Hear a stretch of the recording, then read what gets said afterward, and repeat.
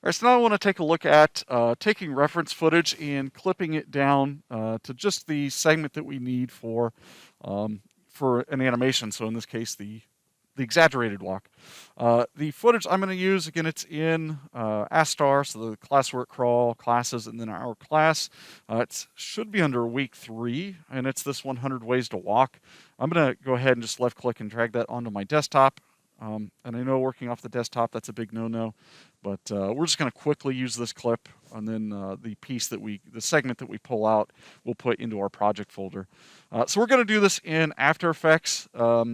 It will allow us to quickly and easily clip the footage, but we can also add a time code to it, so we can get a frame count for our walk cycle. When you open After Effects, it'll open up with the splash screen. I'm actually going to close the splash screen and just start here. And so once I'm in the main part of After Effects, what I want to do here in the top left-hand corner, you have the project panel. Down below, inside the project panel, you have your asset bin. Now, if you double-click in this gray space, so I'll just double-click there, it'll actually open up with the import window. And from here, I want to find or locate the video footage that I want to clip. So right here's my 100 Ways to Walk reference. I'll select that and hit import. Once I import it, you'll want to verify or check that it came in at the correct frame rate. And why is it not showing me frame rate? So, I'm not sure why my frame rate was hidden. Typically, this is here by default, but it'll show you what your frame rate is here. Now, the video I have it's approximately 24 frames per second. So we do want our reference to match what we're animating at. And since we're animating at 24 frames per second in Maya, again, we want our reference to correspond. Now, if you do shoot your own reference, or if you find reference online that is not 24 frames per second, let's say it's actually 30 frames per second, we can fix that. So you'll still follow the same process, but if this does read something different, so if it reads 30 frames, what you can do is right-click on your footage or your asset here in the asset bin, go down to Interpret Footage, and then go to Main. In this new dialog box here, there's an option for frame rate. Now, if we click Conform to Frame Rate, we can turn that bubble on, and then next to that, we can tell it what frame rate to assume. And so again, if it is 30 frames, we could just key in 24 here, and it will force that footage to be interpreted at 24 frames per second instead. Once we get that set up, I'll go ahead and hit OK in the bottom right-hand corner. And then I want to drag the footage down into my timeline below. Now, I'm just resizing my panels here. So I'm going to take this footage, I'm going to left-click and drag, and just drop it right here into the Layers panel. And then once I've done that, it should automatically create a new composition for me based on the settings of my footage. So this comp is going to be the exact duration and frame rate as my footage. And then what we would want to do is find where our walk cycle is. And so if you're using this one, you could scrub through it and see if there's a particular walk you want. So I know there's one here at the beginning. I want the zombie. Right there. Now, on your keyboard, if you hit page up or page down while in After Effects, if you hit page up, we can go backwards or forwards a frame. So again, if we hit page up, it's actually going to go back a frame. If I hit page down, it's going to go forward a frame. And what we want to do is we want to find the cycle, and we want to approach this walk cycle pretty similar to what we are doing with the regular walk cycle.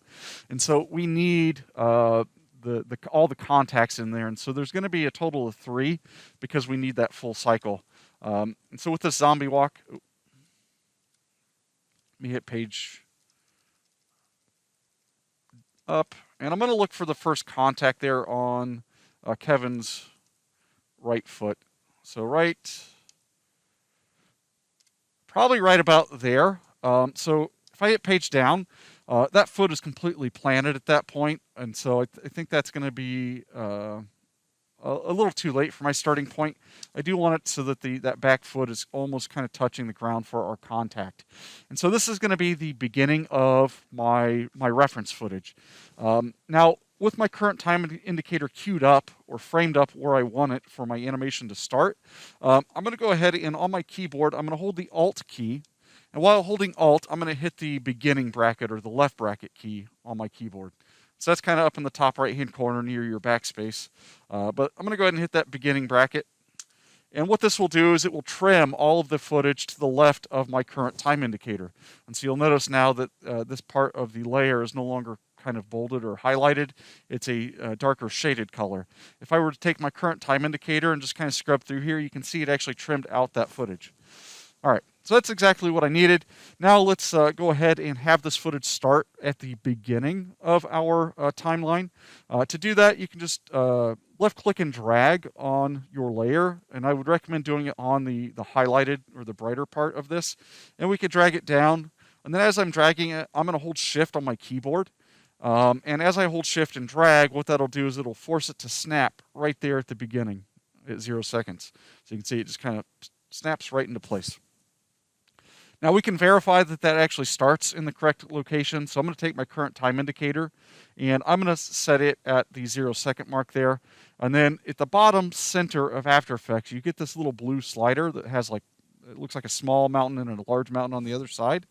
If I take this and slide it to the left, it'll actually zoom in wherever my current time indicator's at.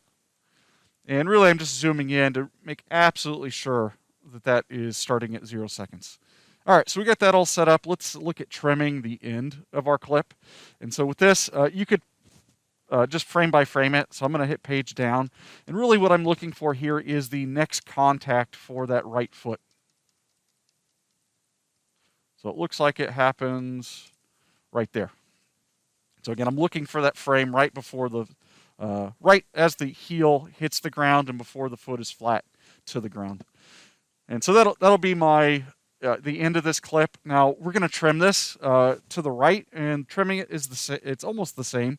On my keyboard, I'm going to hold the Alt key, and this time instead of doing the beginning bracket, I'm going to do the right or end bracket.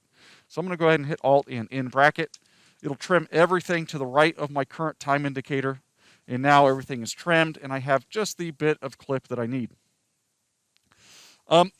Now that's a very small clip. It's what, roughly. It's not even quite 2 seconds.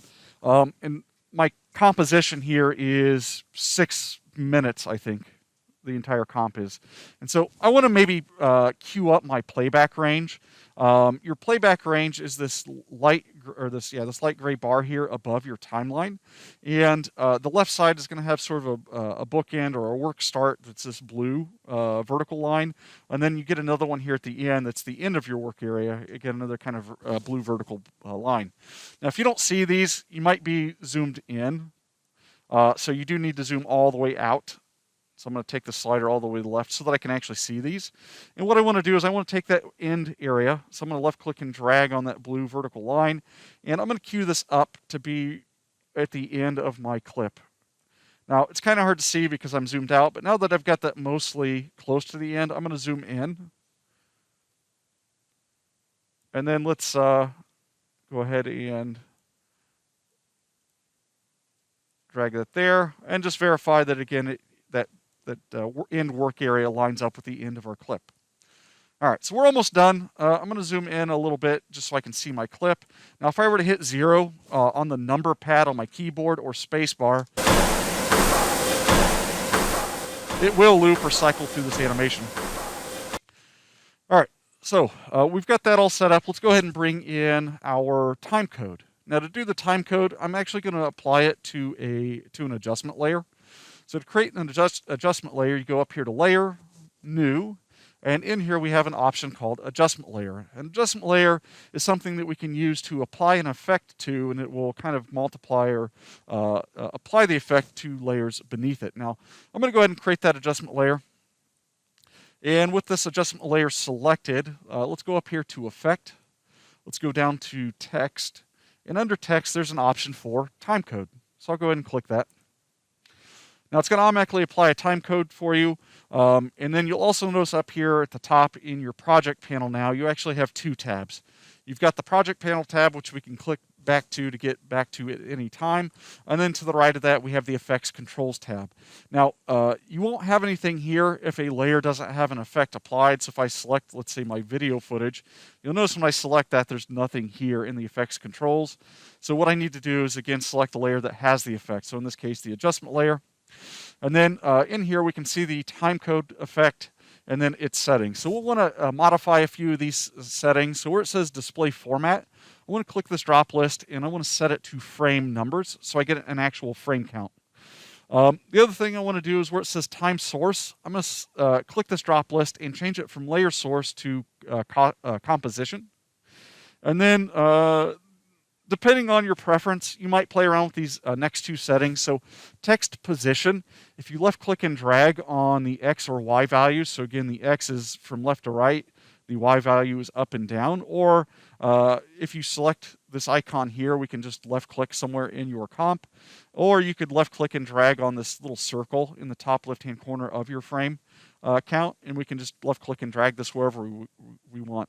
Really, you just want it somewhere out of the way, so it's not distracting. And I usually like to put it maybe somewhere down here in the corner. And then you can play with text size. So if you want to increase the size of your frame count, we can do that.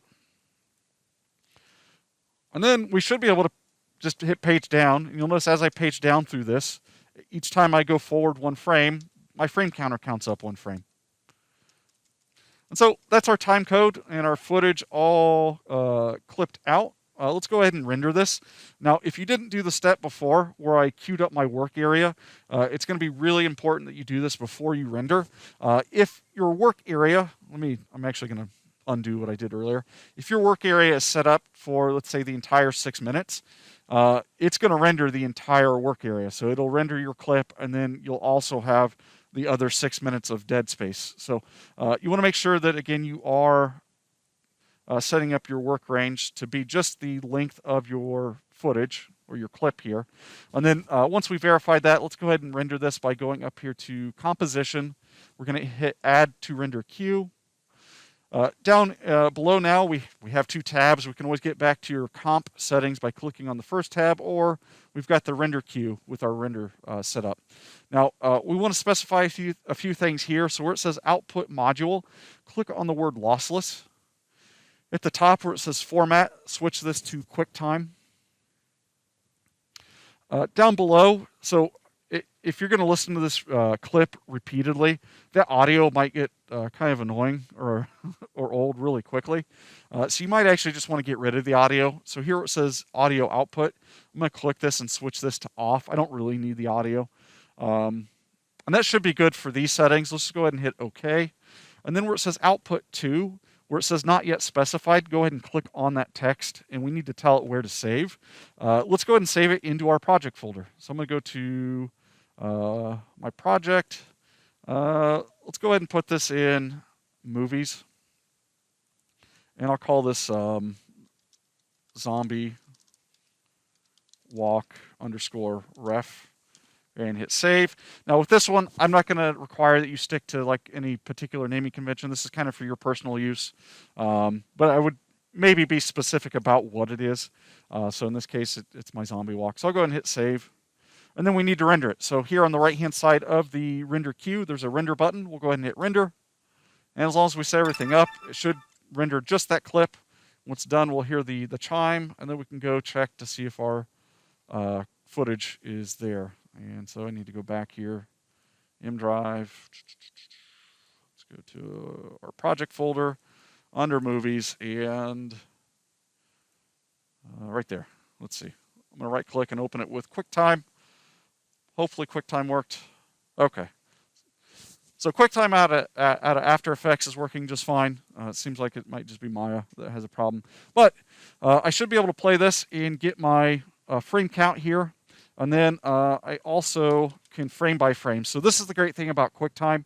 I can use the left and right directional arrows to frame by frame my animation.